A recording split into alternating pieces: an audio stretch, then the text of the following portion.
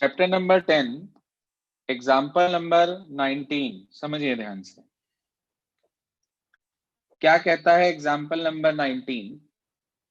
Question ये है हमारे पास कि for any two vectors A vector and B vector we have always magnitude of absolute value of A vector dot B vector less than equals to magnitude of A into magnitude of B. इसको हम Kochi Schwarz inequality बोलते हैं। देखो आप लोगों ने एक formula पढ़ा हुआ है कि कॉस थीटा बराबर दोनों की डॉट अपॉन दोनों का मैग्नीट्यूड। मैंने आपको बताया था एक्यूट एंगल के लिए हम इसका मॉडुलस लेकर चलते हैं। तो अगर हमारे पास कॉस थीटा की मैं आपसे बात करूं तो कॉस थीटा की जो रेंज है हमारे पास वो -1 से +1 तक होती है। इसका मतलब cos theta less than equals to 1 होता है हमारे पास।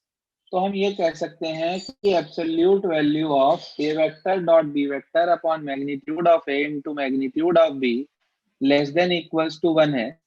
इसे उधर ले जाएंगे तो आपको मिल जाएगा A vector dot B vector की absolute value less than equals to magnitude of A into magnitude of B.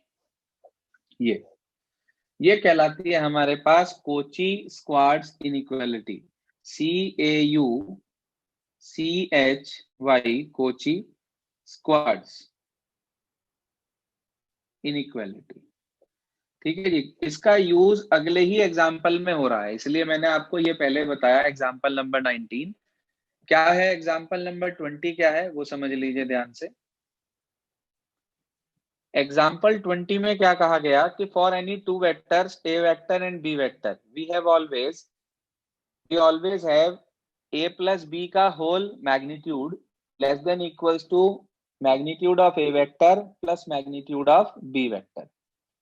तो मैंने आपको बताया था मैग्नीट्यूड की अगर कहीं भी बात होती है तो उस केस में हम क्या करते हैं वो समझ लीजिए कि हम a प्लस बी के मैग्नीट्यूड का होल स्क्वायर लेके चलते हैं और इसका मतलब होता है a vector plus B vector dot a vector plus B vector. Property हमने यहां पर अप्लाई करी कि मैग्नीट्यूड ऑफ ए वेक्टर का होल स्क्वायर बराबर magnitude A vector dot a vector. ये प्रॉपर्टी आपको लिखवा भी रखी है, मोस्ट इंपॉर्टेंट है, पहले बताया भी हुआ है।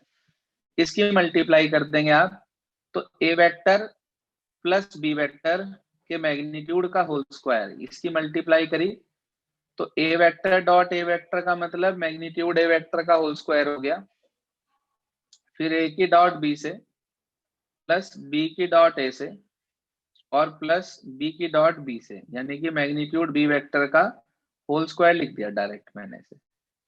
ये आ गया हमारे पास। अब मुझे पता है कि ए डॉट बी और बी डॉट ए आपस में इक्वल होते हैं, a vector dot B vector equals to b vector dot a vector के होता है।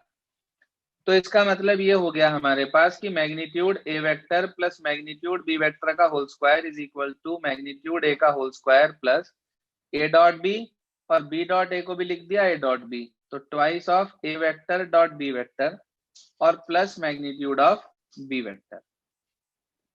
यहां तक तो कुछ है ही नहीं, बिल्कुल सिंपल काम है। इसके बाद है लॉजिकल काम, थोड़ा सा उसे ध्यान से समझ लें। अगर मैंने आपके पास लिखा कहीं भी कोई दो नंबर लिखे, मान लो -2 लिखा एक और एक 2 लिखा, -2 और 2 दो नंबर लिखे, तो आप ध्यान से देखें कि अगर मैं इस -2 का एब्सोल्यूट वैल्यू लेता हूं तो वो 2 आएगी। तो यानी कि जो नंबर है वो इस एब्सोल्यूट वैल्यू से छोटा है। लेकिन अगर मैं इसका एब्सोल्यूट वैल्यू लेता हूं तो वो 2 आएगी और वो इसके नंबर के बिल्कुल इक्वल है। तो यहां से एक बात हमारे सामने आई कि अगर हम किसी भी नंबर का पॉजिटिव या नेगेटिव का एब्सोल्यूट वैल्यू ले लेते हैं तो वो वैल्यू हमेशा उस नंबर से या तो बड़ी होती है या उसके बराबर होती है, यानी कि नंबर उस एब्सोल्यूट वैल्यू से या तो छोटा होता है या बराबर होता है। अब ए डॉट बी तो अपने आप में एक स्केलर ही है, एक नंबर ही है भाई, या तो ये पॉजिटिव होगा या ये नेगेटिव होगा। तो अगर मैं यहाँ पे इसका एब्सोल्यूट ले लेता हूं तो एब्सोल्यूट लेते ही ये वैल्यू इस वैल्यू से या तो बड़ी हो जाएगी या बराबर हो जाएगी, यानी कि निशान ये आ जाएगा। अगर मैं यहां ले लेता हूं मैग्नीट्यूड ए वेक्टर का whole square twice of A vector dot B vector की एब्सोल्यूट वैल्यू, और साथ में हमारे पास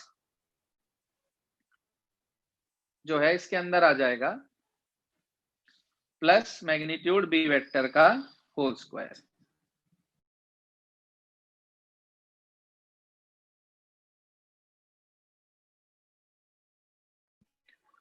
अब यहां तक हम पहुंच गए, इसके बाद हमें क्या करना है, ध्यान से देखें, इसके बाद क्या करना है हमें। ठीक कोची स्क्वाड्स में जो रिजल्ट आपने प्रूव करा था कि ये value less than equal to होती है इससे, तो यानी कि इससे बड़ी है ये वैल्यू, बड़े में अगर और बड़ा रख दें तो इनइक्वालिटी साइन पर कोई फर्क नहीं आएगा, कोई इफेक्ट नहीं आएगा। तो ये बन जाएगा आपके पास मैग्नीट्यूड ए वेक्टर का होल स्क्वायर ट्वाइस ऑफ, इसकी जगह पर ये लिख रहा हूं magnitude of a magnitude of b plus magnitude b vector का होल स्क्वायर। ये बन गया a square plus b square plus 2ab, यानी कि मैग्नीट्यूड ए प्लस मैग्नीट्यूड बी पूरे का होल स्क्वायर। ये आ गया हमारे पास। तो स्क्वायर से स्क्वायर हम रिमूव कर देंगे यहां पर, और रिजल्ट हमें मिल जाएगा क्या कि magnitude of A vector plus B vector is equals to, sorry less than equals to magnitude A plus magnitude B. ये फंडामेंटल है हमारे पास, यही हमें प्रूव करना था इस एग्जाम्पल के अंदर। देख लें एक बार, एग्जाम्पल नंबर 20 और ये 19 दोनों आपके सामने हैं, देख लें, क्लियर हो गए तो आगे चलें हम।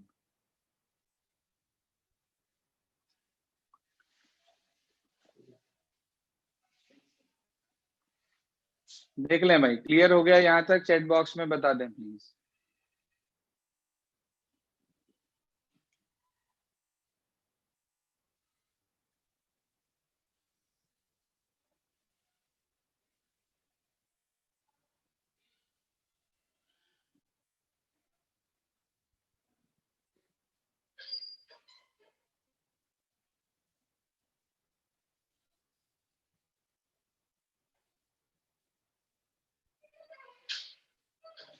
हाँ भाई, यहां तक पहुंच गए हम, इसके बाद आगे चलते हैं।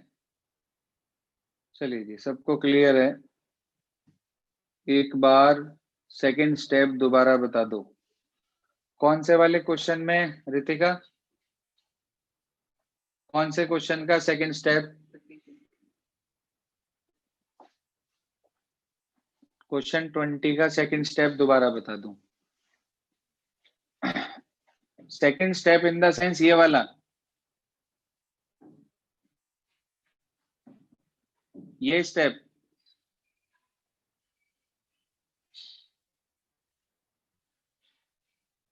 इनइक्वालिटी वाला सर? अच्छा, देखो इनइक्वालिटी वाले में क्या हुआ, दोबारा से समझ लें। आपके पास आया था twice of A vector dot B vector, तो A vector dot B vector जो हमारे पास आया उसकी जगह हमने इसका एब्सोल्यूट ले लिया। तो याद रखना, कोई भी एब्सोल्यूट अगर आप लेते हैं किसी भी नंबर का, तो वो या तो उस नंबर के बराबर होता है, इसलिए इक्वालिटी आई, और या वो उससे बड़ा होता है, इसलिए ग्रेटर का निशान आया। तो ये वैल्यू छोटी हो गई और ये वैल्यू बड़ी हो गई यहाँ एब्सोल्यूट का निशान लगाते ही। मैंने आपको अभी एक एग्जांपल बताया था, उसी से समझो कि अगर एक नेगेटिव नंबर है एक पॉजिटिव नंबर है, आप नेगेटिव नंबर का एब्सोल्यूट लेते हैं या पॉजिटिव नंबर का एब्सोल्यूट लेते हैं, तो वो या तो उस नंबर के बराबर होता है या फिर वो एब्सोल्यूट उस नंबर से बड़ा होता है। जैसे यहाँ तो ग्रेटर आ गया और यहाँ बराबर आ गया, तो यहाँ पर इनइक्वल ये एब्सोल्यूट वैल्यू का साइन लगते ही ये वैल्यू पूरी इससे या तो बड़ी हो गई या इसके बराबर हो गई, तो इसलिए ग्रेटर देन इक्वल टू का साइन इसकी तरफ लग गया। देखें रितिका, समझ में आई बात या दोबारा एक्सप्लेन करूं? चलिए, इसके बाद एग्जांपल नंबर 27 निकाल लीजिए आप। एग्जाम्पल नंबर 27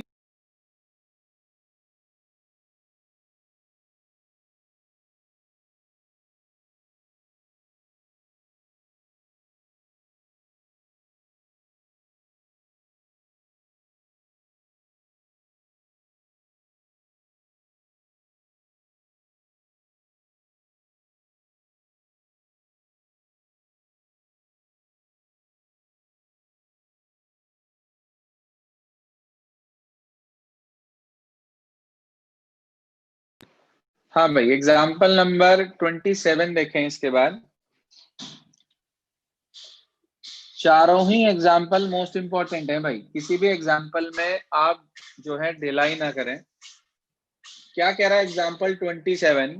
कह रहा है A B C and D are the position vector of the point A B C D.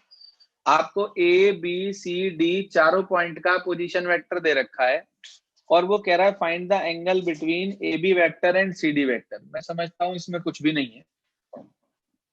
A B vector निकालने के लिए position vector of b minus position vector of a कर देंगे आप, आपको मिल गया ए बी वेक्टर। यहां से ये आपके पास आ गया मेरे बच्चे ए बी वेक्टर। इसी तरीके से हम निकालेंगे दूसरा, हमें चाहिए सी डी वेक्टर।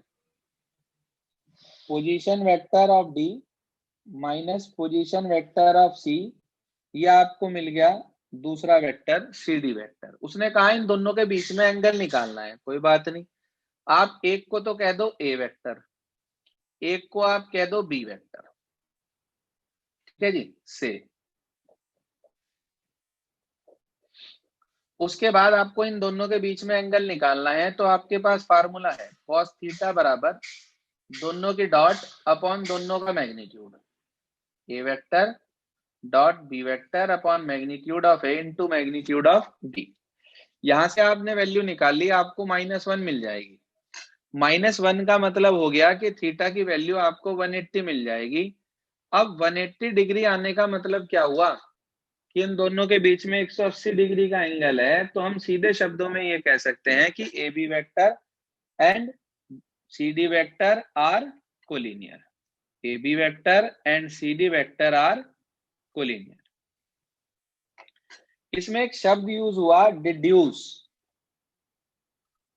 इसमें एक शब्द यूज हुआ क्वेश्चन में, डिड्यूस। डिड्यूस का मतलब क्या है वो समझ लो। तो डिड्यूस का मीनिंग है कि जो आपने पहले प्रूव करा है उसकी हेल्प से आपको अगला रिजल्ट दिखाना है। ये ध्यान रखें कि जो रिजल्ट आपने पहले प्रूव करा है उसकी हेल्प से अगला रिजल्ट दिखाने को डिड्यूस करना बोलते हैं।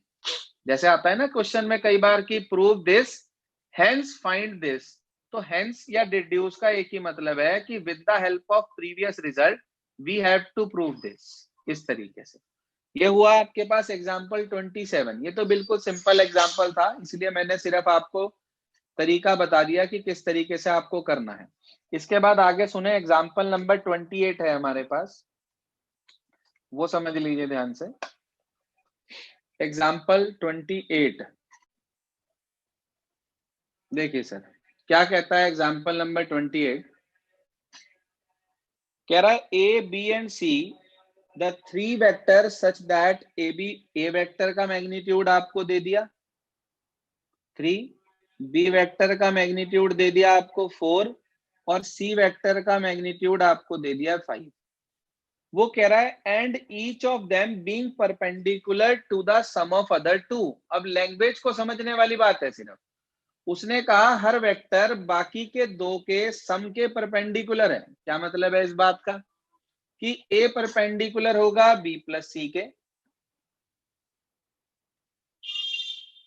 बी परपेंडिकुलर होगा सी प्लस ए के, सी परपेंडिकुलर होगा ए प्लस बी के। इसका मतलब ये हुआ,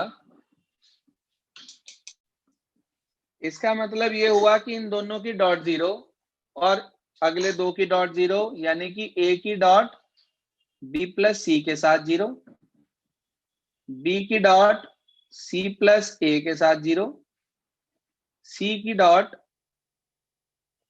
ए प्लस बी के साथ 0। ये सब क्वेश्चन में दिया हुआ था अभी तक। जो मैंने यहां लिखा है ये each and everything is given in the question. कह क्या रहा वो, उसने कहा हमारे से कि magnitude of a plus b plus c निकाल लो। Magnitude of a plus b plus c निकालो। मैंने आपको बताया था इसका सीधा फंडामेंटल। आप होल स्क्वायर लेके चलो, आपको मिलेगा a plus b plus C dot a plus b plus c. अब इसके बाद का जो स्टेप है ना वही मेन है, मल्टीप्लीकेशन का ही सारा खेल है। समझ लो ध्यान से। ए की ए से करी, मैग्नीट्यूड ए वेक्टर का होल स्क्वायर, फिर ए की इन दोनों से डायरेक्ट करो क्योंकि मुझे इसी फॉर्म में चाहिए, तो ये आ गया ए डॉट बी प्लस सी। अलग अलग कर दोगे तो फिर ढूंढते रह जाओगे कहां से क्या जीरो हुआ, फिर अलग अलग सब फाइंड आउट करना पड़ेगा, इसकी मल्टीप्लाई अंदर, इसकी अंदर, इसकी अंदर बाद में पुट करोगे, बहुत लंबा क्वेश्चन बैठ जाएगा। उसके बाद आप बी की करो पहले बी से, तो मैग्नीट्यूड बी वेक्टर का होल स्क्वायर, और फिर बी की करो बाकी दोनों के सम से, यानी कि B dot a plus c.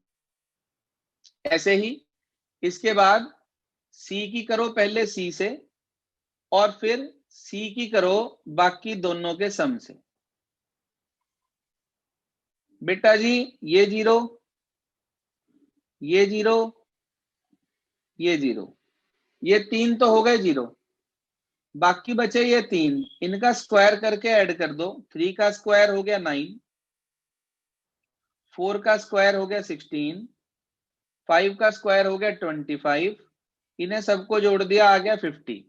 ये इसके होल स्क्वायर की वैल्यू आई, स्क्वायर हटा के अंडर रूट कर देंगे, तो it implies A vector plus B vector plus C vector के मैग्नीट्यूड की वैल्यू अंडर रूट 50, यानी कि 5√2 आ गई।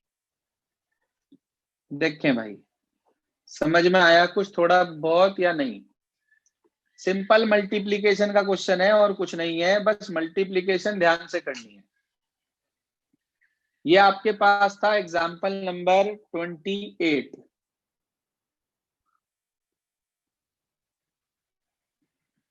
इसके बाद आगे चलते हैं एग्जाम्पल नंबर 29 की तरफ। क्या कहता है एग्जाम्पल 29, वो भी समझ लें। प्री बोर्ड के लिए एनसीईआरटी विद एग्जाम्पल्स, ये मेन है, ये अभी बता रहा हूं मैं आपको, ध्यान से सुन लें। एनसीईआरटी विद एग्जाम्पल्स आपको करनी है, कोई चीज नहीं छोड़नी है, ऑप्शनल मिसलेनियस सब कुछ। एग्जाम्पल 29, एग्जाम्पल 29 कोई जरूरत नहीं है वैसे करने की जैसे आपकी बुक में दिया है। ऐसा क्वेश्चन आप पहले भी कर चुके हो एक जगह पर, एक्सरसाइज नंबर मैं समझता हूं 10.2 का नहीं 3 का क्वेश्चन है, 13 के आसपास। 10.3 का 13 क्वेश्चन है, इसी तरीके से कुछ मिलता जुलता सा है। क्या कह रहा देखिए, कह रहा 3 vectors A vector b vector and c vector satisfy the condition that a plus b plus c का जो सम है वो 0 वेक्टर है।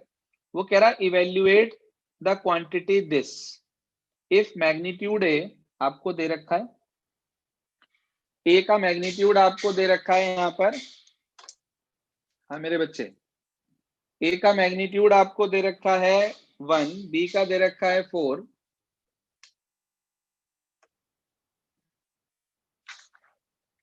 जी हाँ, ए का मैग्नीट्यूड 1 है हमारे पास, बी का मैग्नीट्यूड 4 है हमारे पास, और सी का मैग्नीट्यूड हमारे पास है 2। ये तीन चीज आपको दे रखी हैं। आगे कहा क्या उसने कि a vector plus B vector plus C vector एक 0 वेक्टर है। अच्छा, अगर ये 0 वेक्टर है तो इसका मतलब ये हुआ कि a vector plus B vector plus C vector का मैग्नीट्यूड 0 होगा। अब आपको मैंने तरीका सिखा रखा, कहीं भी मैग्नीट्यूड की बात आ जाए, अभी पिछले क्वेश्चन में भी बताया था कि आप उसका होल स्क्वायर लेकर चलेंगे, मतलब a plus b plus C dot a plus b plus c, ये आ गया जी हमारे पास। अब मल्टीप्लाई कर दो इनके अंदर, तो इसकी वैल्यू तो 0 है तो ये तो 0 ही हो गया। मल्टीप्लाई ध्यान से करना फिर से, अब की बार ए की ए से करी पहले, फिर ए की बी से, ए की सी से, फिर बी की ए से, बी की बी से, सी की सी से। ऐसे ही आपके बाद आपके पास ए बी आएगा, ए सी आएगा, बी ए आएगा, बी सी आएगा, सी ए आएगा, सी बी आएगा, तो सब दो दो बार आ जाएंगे, यानी कि twice of A dot B plus B dot C plus C dot A. आप लोग पूरा मल्टीप्लाई करके शो करना, मैंने डायरेक्ट लिख दिया इसे। इसकी वैल्यू यहाँ 0 है, मैग्नीट्यूड ए 1 है, 1 का स्क्वायर 1 हो गया। मैग्नीट्यूड बी 4 है, 4 का स्क्वायर 16 हो गया। मैग्नीट्यूड सी 2 है, 2 का स्क्वायर 4 हो गया, प्लस ट्वाइस ऑफ, इसे क्वेश्चन में म्यू कह रखा है, म्यू, ये इस सिंबल को म्यू बोलते हैं, म्यू दे रखा है। इन्हें जोड़ के उधर ले जाओ, 16 और 4 20 और 1 21, तो माइनस का 21 इक्वल टू म्यू, तो म्यू की वैल्यू आ गई -21/2। कोई जरूरत नहीं है किताब वाले मेथड से करने की, आपको एक ही तरीका सिखाया है इस तरह के क्वेश्चंस को करने का, आपको इसे इसी तरीके से करना है, दूसरे मेथड से नहीं करना है। देख लें भाई, समझ में आ गई बात यहां तक? क्लियर है ये क्वेश्चन, समझ में आया? सिंपल मेथड से बताया है, जैसे आपको एग्जांपल 28 बताया था।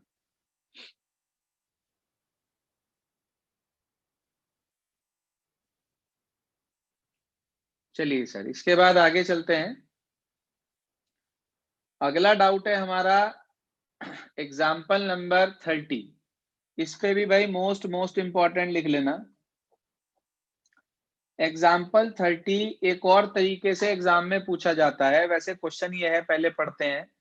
कह रहा if with reference to the right hand system of mutually perpendicular unit vector i j k, सिर्फ इतनी सी बात बतानी थी। आगे कह रहा है ए वेक्टर इतना, सॉरी अल्फा वेक्टर इतना, बीटा वेक्टर इतना। कह रहा है express beta vector in the form of β1 + β2 where β1 is parallel to alpha and β2 is perpendicular to alpha। मेरे बच्चे ये क्वेश्चन ऐसे भी पूछा जा सकता है, नोट कर लें अपनी किताब में, बता देता हूं पढ़ के क्या लिखा है। आपके पास यहां पे दिया हुआ है, देखिए ध्यान से, कि डीकंपोज बीटा वेक्टर, सुन लें, decompose beta vector into 2 vectors, सुन लें, डीकंपोज बीटा वेक्टर, लिखते रहें साथ साथ, बुक में ही लिख लें, decompose beta vector into 2 vectors such that one of them is parallel to alpha, one of them is parallel to alpha vector and, ये लिखा है and another is perpendicular to alpha vector। Question वही है, बस पूछने का तरीका अलग अलग हो गया। देखो दोबारा पढ़ देता हूं, decompose beta vector into 2 vectors such that one of them is parallel to alpha vector and another is perpendicular to alpha vector। ये तरीका है दूसरी तरह से पूछने का। अब इसका वर्किंग प्रोसीजर क्या है वो समझ लीजिए ध्यान से। आपको 2 वेक्टर दे रखे हैं, एक दे रखा है अल्फा वेक्टर जो कि इक्वल है 3i - j के, एक आपको दे रखा है बीटा वेक्टर जो कि इक्वल है 2i + j - 3k vector, 3k cap के। उसने कहा बीटा को ब्रेक करना है, बीटा के 2 टुकड़े करने हैं, β1 β2, और इस तरीके से कि β1 पैरेलल हो अल्फा के। आपको पता है कि beta vector is equal to β1 + β2 है। Since β1 vector is parallel to alpha vector, तो इसका मतलब β1 इक्वल होगा लैम्डा इंटू अल्फा वेक्टर के। आपको पढ़ा रखा है कि 2 वेक्टर पैरेलल कोलिनियर 2 कंडीशन में होते हैं, या तो उनके डीआरएस की रेशियो इक्वल हो या वो एक दूसरे के इक्वी मल्टीपल हो। तो आप इसकी मल्टीप्लाई उठा के अल्फा की लैम्डा से कर दीजिए, यह आपको मिल जाएगा 3 लैम्डा आई कैप माइनस लैम्डा जे कैप। यह आपके पास β1 आ गया बेटा जी।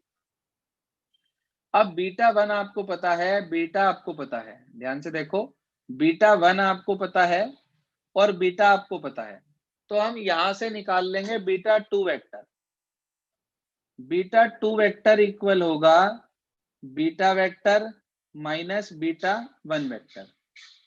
तो बीटा में से β1 माइनस कर देंगे, बीटा था हमारे पास 2i + j - 3k और माइनस β1, तो β1 की वैल्यू रख देंगे आप इसके अंदर, वो आपके पास है माइनस के 3 लैम्डा आई कैप और माइनस माइनस प्लस हो गया लैम्डा जे कैप, इन्हें कलेक्ट कर लेंगे, आई के साथ आई, जे के साथ जे, के साथ के, तो आपको बीटा 2 मिल जाएगा यहाँ से। तो बीटा 2 की वैल्यू आपके पास आ गई 2 माइनस 3 लैम्डा आई कैप, उसके बाद 1 प्लस लैम्डा जे कैप, और उसके बाद माइनस के 3 लैम्डा, सॉरी 3 के कैप, के वाला तो टर्म है ही नहीं हमारे पास। तो ये आपके पास आ गया मेरे बच्चे बीटा 2 वेक्टर। अब मेरी बात ध्यान से सुनो, मैंने बीटा 1 निकाल लिया, मैंने बीटा 2 निकाल लिया। अगर मुझे लैम्डा की वैल्यू मिल जाए इसमें और इसमें तो मेरा पर्पस सॉल्व हो जाएगा। क्वेश्चन में ये कहा गया कि बीटा 2 वेक्टर परपेंडिकुलर है अल्फा वेक्टर के, इसका मतलब बीटा 2 की डॉट अल्फा के साथ 0 होगी। भाई दो वेक्टर परपेंडिकुलर का मतलब उनकी डॉट 0 हो गई हमारे पास।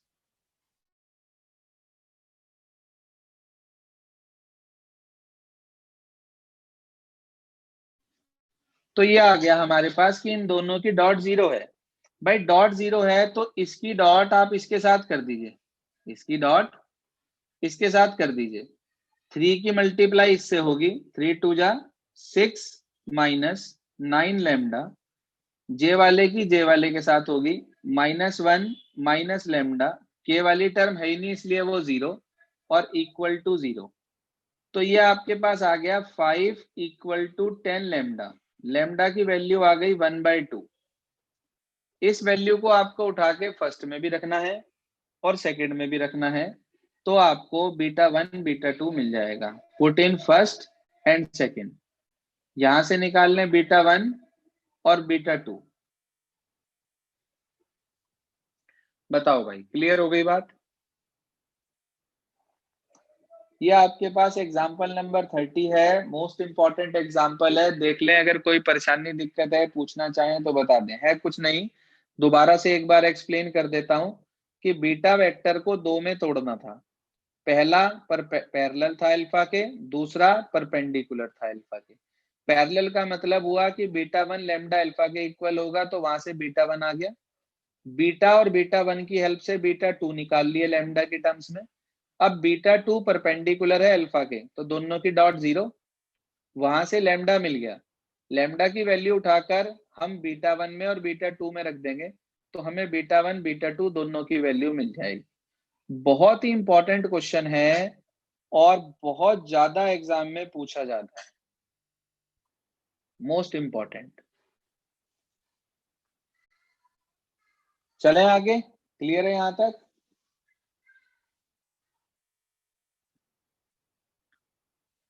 हाँ भाई, यहां तक क्लियर है सबको?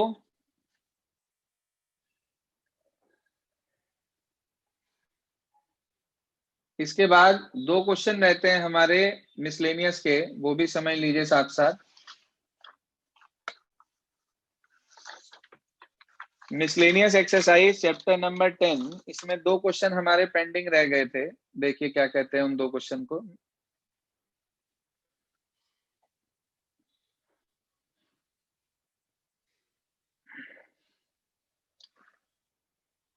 क्वेश्चन नंबर 3 और 4 दो रह गए थे। क्वेश्चन थर्ड ये कह रहा है, girl walks 4 kilometre toward west and then she walk 3 kilometre in the direction 30 degree east of north and stops. क्या मतलब है भाई? ये मैंने आपके सामने डायरेक्शंस बना दी चारों। ये मान लीजिए उस गर्ल का इनिशियल पॉइंट है ओ, उस गर्ल का मूवमेंट हुआ पहले 4 किलोमीटर टूवर्ड्स वेस्ट, इधर की तरफ, यहां से यहां तक, ओ से पी तक चली वो गर्ल 4 किलोमीटर। भाई इधर वेस्ट होता है, इधर आपका ईस्ट होता है, इधर साउथ होता है, ऊपर नॉर्थ होता है, तो इधर की तरफ चली है ओ से पी की तरफ। ठीक है जी। फिर उसने कहा नॉर्थ डायरेक्शन से 30 डिग्री ईस्ट की तरफ, इधर की तरफ, ईस्ट की तरफ चली नॉर्थ से 30 डिग्री पर, ये 30 डिग्री पर चली 3 किलोमीटर, और यहां जाकर रुक गई क्यू पॉइंट पे। बोलो भाई, इतनी बात पल्ले पड़ी कुछ? अभी तो मैंने सिर्फ वो बनाया जो इसने क्वेश्चन में दे रखा था मुझे। बोले नहीं। अब उसने कहा इस गर्ल का डिस्प्लेसमेंट बताना है, ये कितना है ओ क्यू।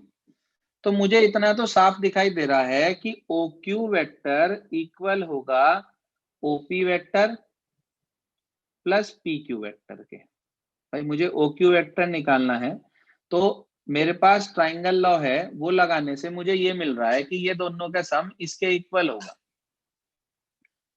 अब अगर यहाँ 30 का एंगल है तो यहाँ पर 60 डिग्री का एंगल होगा, क्योंकि पूरा 90 डिग्री का है।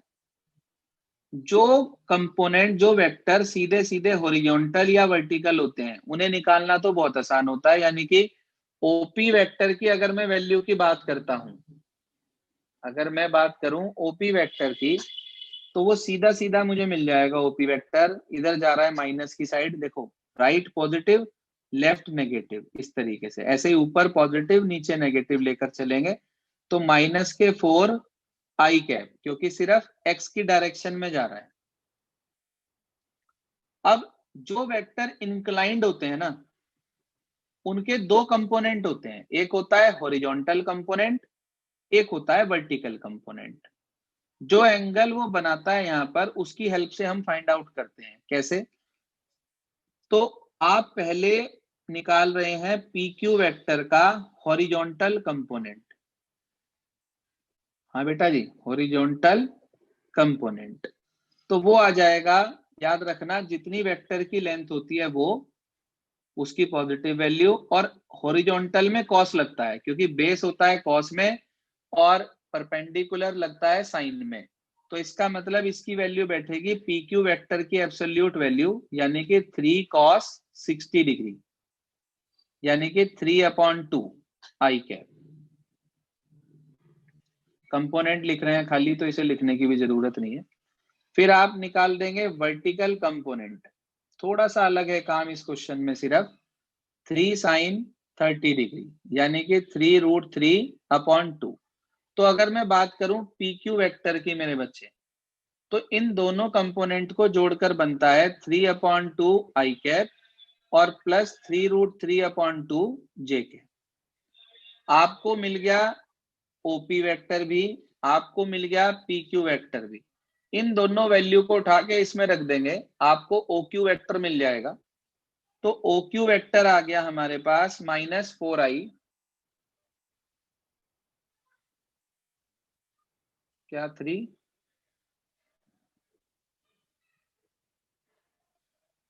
sin, देखो हम इस वेक्टर के रिस्पेक्ट में निकालते हैं तो यहीं से मिलती है वैल्यू हमें, इस कंपोनेंट के रिस्पेक्ट पे ही चलती है बात।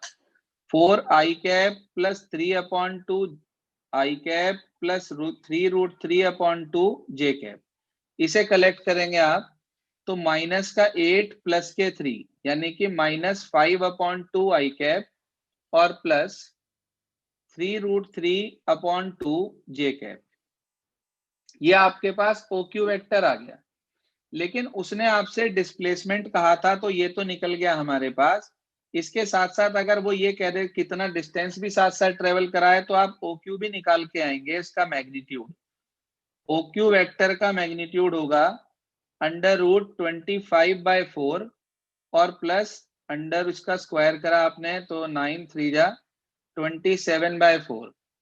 ये आपको वैल्यू मिल जाएगी √52/4, यानी कि √13। हो सकता है पीछे सिर्फ यही आंसर दे रखा हो आपको, आप दोनों निकाल कर आएंगे यहां तक। आंसर चेक करना पीछे क्या दे रखा है आपको। हाँ भाई, आंसर चेक कर लेना एक बार, क्या दे रखा है।